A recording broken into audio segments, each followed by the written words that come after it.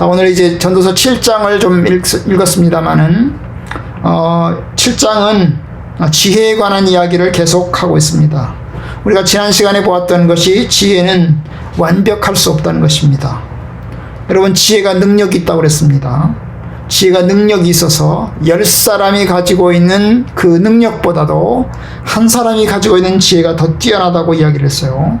하지만 그 지혜가 뛰어나다 할지라도 여러분, 그 지혜자가 완벽하지 않으니 여러 가지로 부족한 것입니다. 그러니까 한계가 있는 것입니다. 이 세상에서는 지혜도 한계가 있고 또한 의로움도 한계가 있다는 것입니다. 완벽하지 않다는 것입니다. 자, 오늘도 이제 지혜에 관한 이야기를 계속 살펴보겠는데요.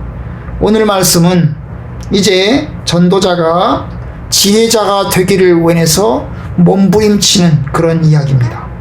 지혜자가 되기를 원하는, 이 세상에서 지혜자가 되기를 원하는, 그렇게 해서 지혜를 찾아서 헤매고 몸부림치는 그런 이야기입니다.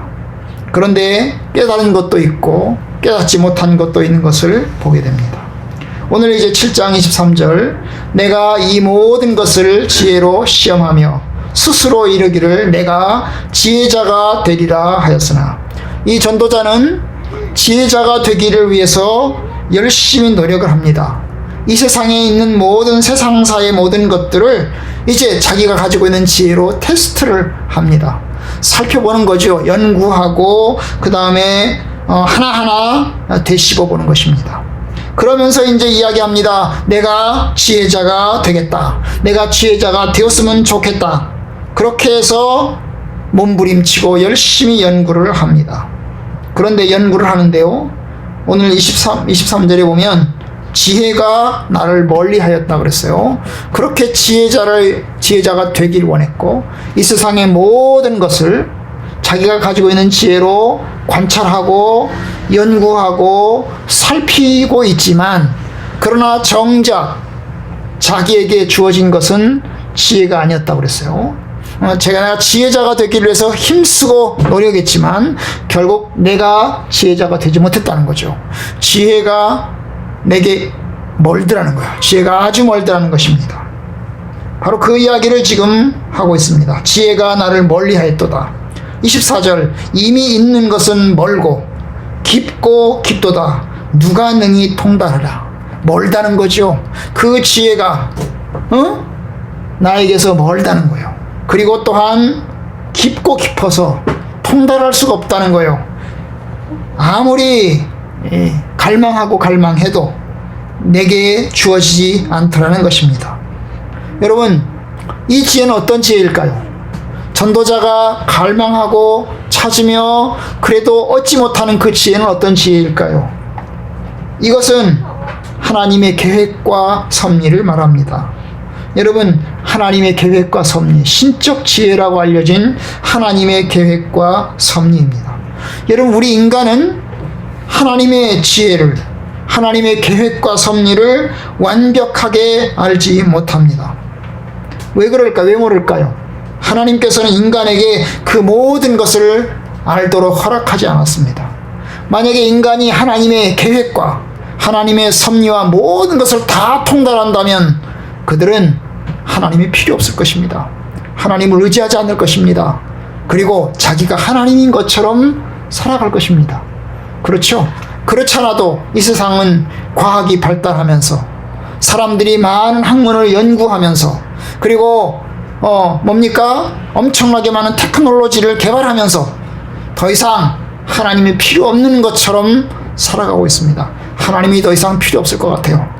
그러다가 이제 코로나를 맞았고, 그러다가 이제 큰 풍랑을 맞았고, 그러다가 이제 큰 흉년과 기근을 만나면서 우리 인간이 부족하고 연약하다는 걸 깨달아요. 그런데 만약에 하나님의 섭리와 계획을 사람들이 다 알게 된다면 하나님 필요 없는 거죠. 하나님을 의지할 필요가 없는 거죠. 하나님을 경외하고 엎드릴 필요가 없는 것입니다. 그래서 하나님은 모든 것을 알도록 허락하지 않았어요.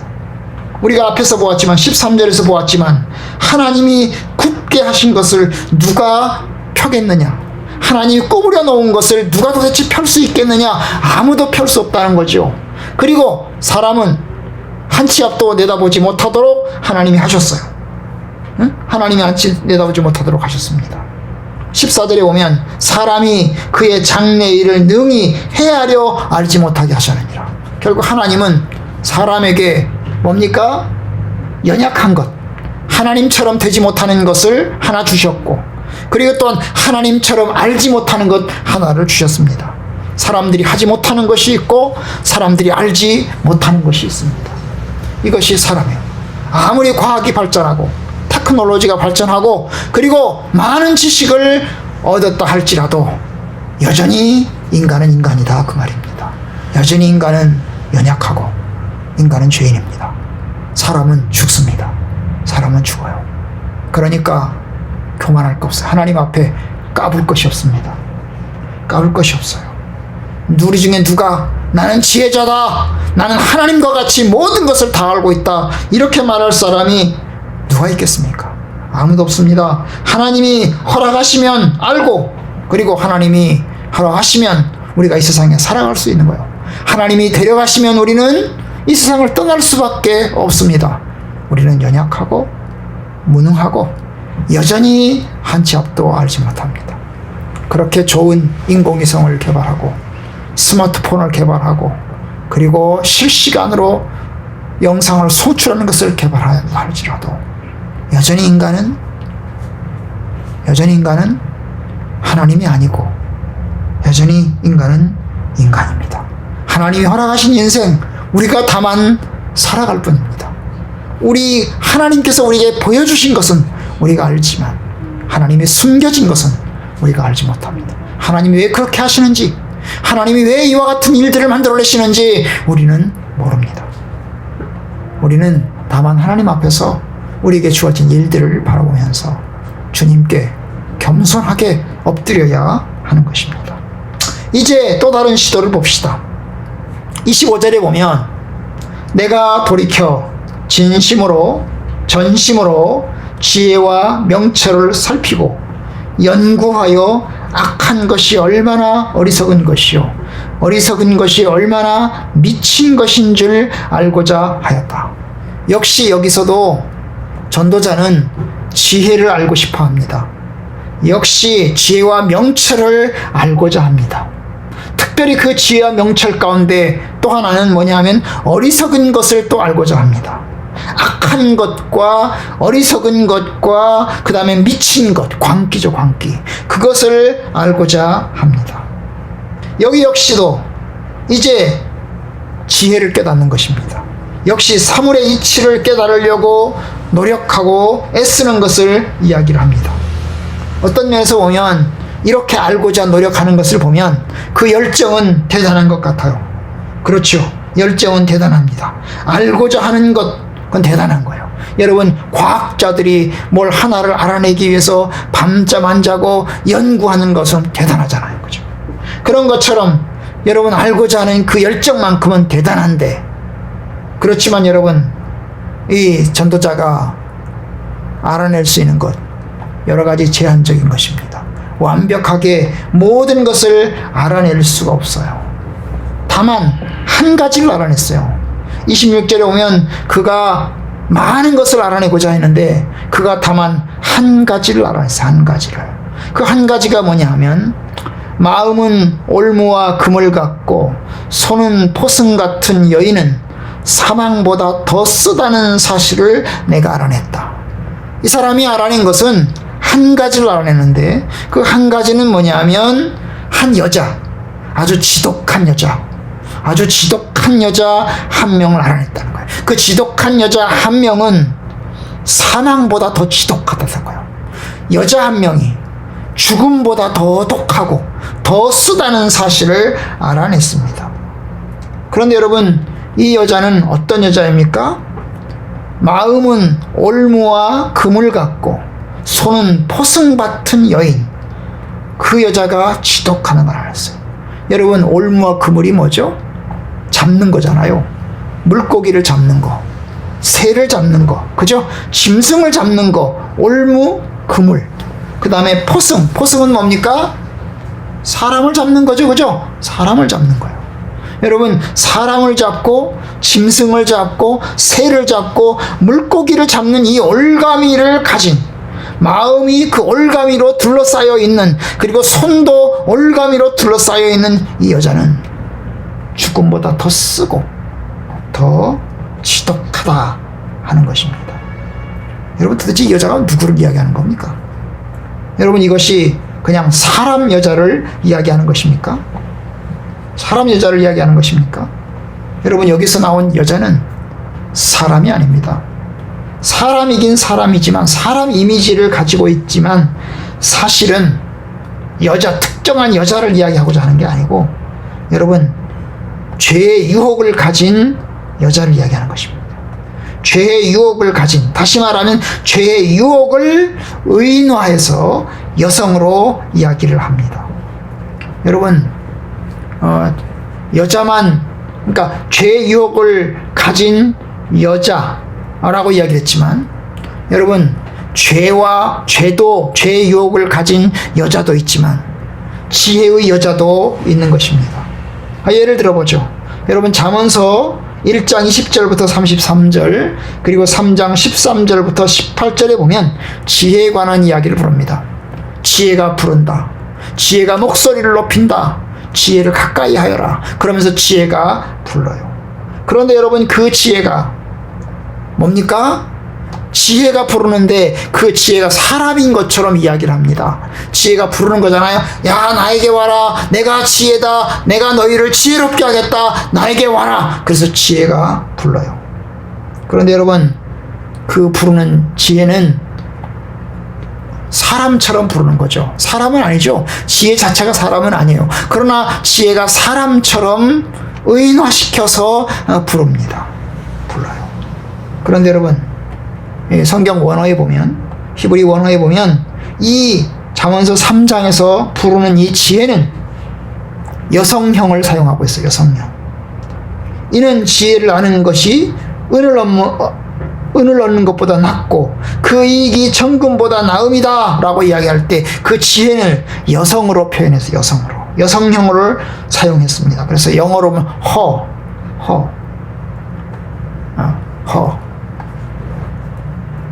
그렇게 표현했어요. 그러니까 여러분, 잠언서 3장에 나오는 그 지혜가 여성인 것처럼 전도서 7장에 나오는 이 여성, 사람 여자를 얘기하는 게 아니고, 사람 여자를 이야기하는 게 아니고 뭡니까? 죄의 유혹을 이야기하는 것입니다. 그런데 죄의 유혹을 가진 여자, 무서운 거죠. 아마 남자들의 입장에서 이게 아마 남자들을 중심으로 쓰여진 책일 것입니다. 그러다 보니까 남자들 입장에서 볼 때, 여러분, 죄의 유혹을 가진 여자, 음란한 여자라고 그러잖아요. 음란한 여자는 뭐래요? 아주 지독하다는 것입니다. 아주 죽음보다 더 독하다는 것입니다. 왜요? 바로 죄로 이끌어들여서 죽음을 만들어내기 때문에 그러한 것입니다.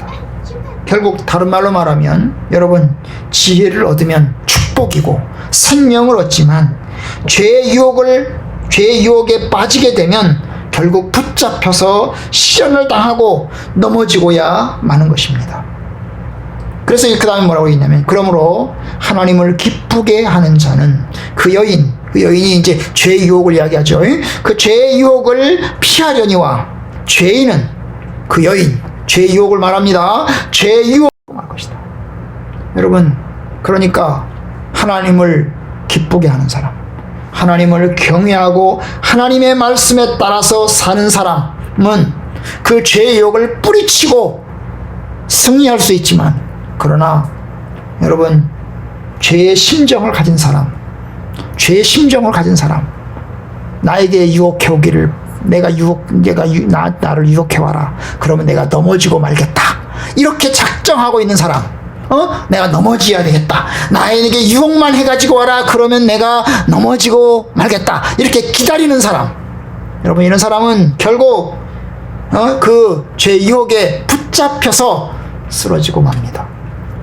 여러분, 예수님께서 이제 신약 성경에서 시험을 받는 자는 하나님께 시험 받는다 말하지 마라 그랬어요. 야고보서에 보면 하나님께 시험 받는다고 말하지 마라. 하나님은 시험하지 않으시나, 아무도 시험하지 않으시나, 다만 각 사람이 시험에 빠지는 것은, 죄의 유혹에 빠지는 것은 각 사람의 유혹에 빠져서 각 자기 책임이다 라고 이야기하는 거죠. 하나님 때문에 내가 시험받고 하나님 때가 내가 넘어지는 게 아니고 자기 책임이에요. 자기가 그 유혹에, 외부의 유혹에 넘어지는 것입니다. 그러니까 그 넘어질 정도로 자기 마음속에 죄의 감각이 있는 거죠. 넘어지고 싶은 마음이 있는 것입니다. 잘 됐다, 내가 나를 유혹하는구나, 나도 한번 넘어져 봐야 되겠다, 이렇게 해서 넘어지는 것입니다. 그리고 난 다음 핑계는 누구를 댑니까? 저거 책임입니다. 여러분, 하와가 그랬잖아요. 하와가 뱀의 유혹을 받아서 선악을 알게 하는 나무 열매를 먹었잖아요. 그렇죠? 그런데 사단이 와가지고 이야기하잖아요. 야, 먹음직도 하고 이거 먹어봐라, 네가 먹으면 하나님처럼 될 것이다, 이야기를 하잖아요. 그랬더니 그 여자가 보니까 밤직도 하고 아름답게 할 만큼도 하고 탐스럽직도 하고 그 다음에 먹으면 아주 좋을 것 같은 그런 느낌이 다가왔잖아요. 그의 마음속에 그 사단이 말하는 순간 하나님처럼 되고 싶은 열망이 그 여자의 마음속에 생겨났던 것입니다.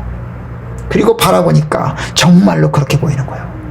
그의 마음속에 탐심의 눈을 가지고 바라보니까 그게 정말로 그렇게 보이는 거예요.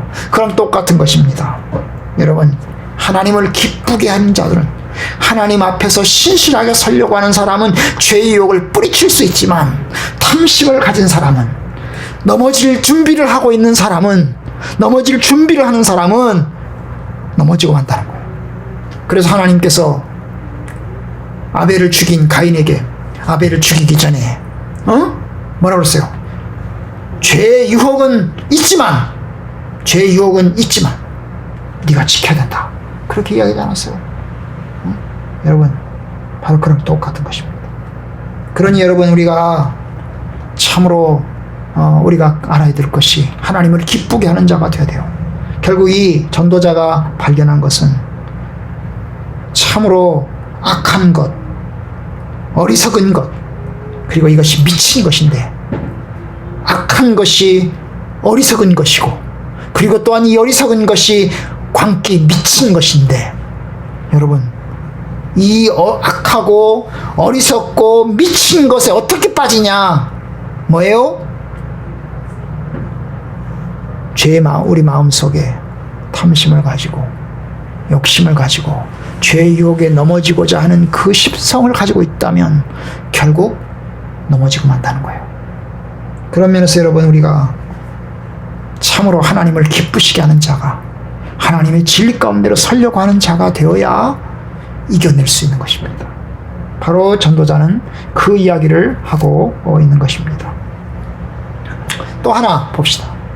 27절, 전도자가 이르되 내가 낱낱이 살펴 그 이치를 연구하여 이것을 또 깨달았노라. 결국 이제 이 사람 역시 다시금 뭐예요? 내가 낱낱이 하나하나 다 따져보면서 살펴봐가지고 하나를 또 깨달았다. 28절, 내 마음이 계속 찾아보았으나 아직도 찾지 못한 것이 이것인데, 내 마음이 계속 찾아보았지만 아직도 찾지 못한 것이 이것이라. 1000사람 가운데서 한 사람을 내가 찾았으나 이 모든 사람 중에서 여자는 하나도 찾지 못하였노라. 여러분, 이게 이제 신기한데요. 남자들이죠. 1000명, 남자들 1000명 중에서는 내가 1명 정도 알았지만은, 여자들 1000명 정도 중에서는 1명도 찾지 못했다는 것입니다. 뭘 찾지 못했다는 건가요? 응? 내가 1000사람 가운데서 한 사람을 내가 찾았으나 이 모든 사람 중에서 여자는 한 사람도 찾지 못했다. 도대체 뭘 찾지 못했다는 것입니까? 그러면 이 사람은, 지혜로운 사람이, 남자는 있는데, 한 사람이 있는데, 1000명 중에 한 사람은 있는데, 어리석은 사람은 1000명 중에 한 사람도 없다. 여자는 다 어리석다. 1000명이면 1000명 다 어리석다. 그런 뜻을 이야기하는 걸까요? 여러분, 아마도 이 전도자가 이야기하는 것은 죄의 유혹에 빠져 있는 사람들을 이야기할 텐데요. 특별히 솔로몬의 경우에 염두에 두고 있는 것이 아마 1000명의 여자를 염두에 두고 있을 것입니다. 여기서 1000명 중에서 한 사람, 이 1000명, 1000사람이라고 얘기하는데요. 아마도 이것은 솔로몬의 여자들을 지칭할 것입니다. 솔로몬의 여자들. 여러분, 솔로몬의 여자들의 경우에 여자들이 1000명이나 되는데 그 중에 한 사람도 지혜로운 사람이 없었습니다. 한 사람도 지혜로운 사람이 없었어요. 모두 다 우상을 섬기고 모두 다 하나님을 거역하는 삶을 살았습니다.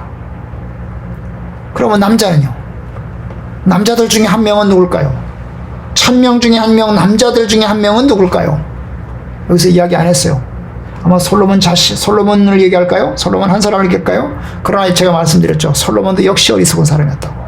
솔로몬도 역시 지혜로운 것 같았는데 그 1000명의 여인들의 품에 빠져서 결국 우상 숭배로 몰락하고 말지 않았습니까? 그러니까 여기서 이야기하고자 하는 것은 남자냐 여자냐 그걸 이야기하고자 하는 게 아니고요. 그만큼 1000명 가운데서 한 사람 나올까 말까, 아예 여성들은 없다라고 하는 정도로, 여기서 이야기하는 건 남녀 차별을 이야기하는 게 아니에요. 여기서 이야기하는 것은 뭐예요? 지혜로운 사람 자체가 인간들 중에 찾아보기 힘들다, 그걸 이야기하는 거예요. 지혜로운 사람들 중에, 인간들 중에 찾아보기 힘들다는 거예요. 여러분, 아담과 하와가 타락할 때도 여러분, 하와가 먼저 먹었지만은 아담도 먹었어요. 하와만 먹고 아담은 안 먹은 게 아니에요. 똑같이 다 먹었어요. 사람들을 모두 다 악하고, 사람들 모두 다 어리석고, 사람들 모두 다 부족하다는 것입니다. 인간들 중에서 지혜자는 찾기가 어렵다는 거예요. 바로 그걸 이야기하는 거예요. 지혜를 만나기가 어렵다는 거예요. 왜요? 모든 인간이 죄인이에요. 모든 사람이 죄인이에요. 그렇기 때문에 참으로 사람들 안에서는 지혜를 만나기가 어려워요. 결국 이 사람 뭐예요? 1000명 가운데서 한 사람 정도 찾아볼까 말까. 그런데 여러분, 그만큼 힘들다는 거예요. 남자가 낫다는 이야기가 아니고, 여자가 못하다는 이야기가 아니고, 모든 사람이 연약하고, 모든 사람이 부족하고, 모든 사람이 죄인이라는 것입니다. 결국 여러분, 어떤 사람이 지혜롭습니까? 오늘 우리가 말씀에서 내용 보고자 하는 것 중 결론이 뭐예요? 하나님을 기쁘게 하는 자가 지혜로운 사람이에요. 하나님을 기쁘게 하는 사람이, 하나님 안에 있는 사람이, 하나님의 율법에 따라서, 하나님의 말씀의 진리에 따라서 살아가는 사람이 지혜로운 사람이에요. 지혜로운 사람. 하나님께서 가르쳐 주신 길, 그 길로 가는 사람이 지혜로운 사람이에요. 세상 사람 눈에 보기에는 좀 부족한 것 같고, 세상 사람들의 눈에는 좀 어리석은 것 같고, 좀 모자란 것 같아도 하나님의 말씀에 따라서 살아가는 사람이, 그 사람이 지혜로운 사람이에요. 그것을 오늘 이야기를 합니다. 여러분, 우리는 이 세상에서 세상 지혜를 얻는 사람이 아닙니다. 세상 지혜를 가지고 세상 살아가는 사람들이 아닙니다. 세상 지혜를 가지고 천국에 가지 못합니다. 세상 지혜를 가지고 구원받지 못합니다. 하나님을 기쁘시게 하는, 하나님 안에 있는 사람들이 되어야 됩니다. 그래야 죄의 유혹을 이길 수가 있고, 그래야 하나님의 진리 안에서 참 진리를 깨달을 수 있어요. 여호와를 경외하는 것이 지혜의 근본이다라고 이야기한 것처럼 하나님을 경외하는 것이 참 지혜입니다. 여러분, 이제 저와 여러분들이 하나님 안에서 우리가 우리의 발과 우리의 몸과 우리의 손과 우리의 얼굴과 우리의 몸 전체까지 다 담가서 하나님의 말씀의 진리 안에서 살아갑시다. 부디 그런 마음으로 주 안에 서는 우리 성악교회 모든 식구들 되기를 주님의 이름으로 축원합니다. 아멘.